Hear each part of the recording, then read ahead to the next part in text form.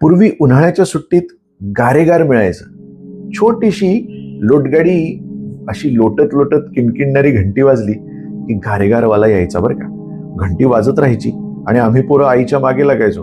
मग आई प्रसन्न झालीच तर गारेगार मिळायचं. पण आता कुठेही कधी कसंही थंड खावं वाटलं की झटकन मिळतं. आईस्क्रीमचे पण किती प्रकार निघाले, खूप सारे रंग, खूप साऱ्या चवी, खूप साऱ्या स्टाईलने खूप सारे आईस्क्रीम पण मिळतात. पण त्या गारेगारची चव वेगळीच होती. त्या बर्फात मिसळलेलं साधं सुद्धा सरबत होतं ते.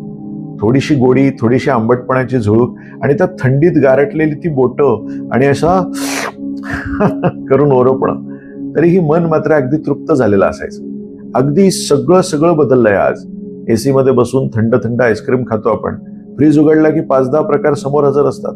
मोबाईलवर ऑर्डर दिली की 10 मिनिटात दारात पोहोचतात. पण तरीही त्या घंटीचा आवाज कानात आजही घुमतोय.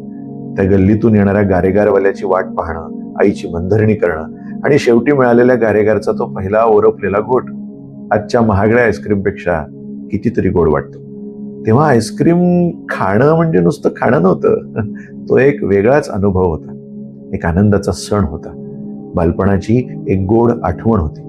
आज सगळं उपलब्ध आहे, पण त्या साधेपणाची, त्या वाट पाहण्याची, त्या छोट्या छोट्या आनंदाची मजा कुठेतरी हरवली आहे.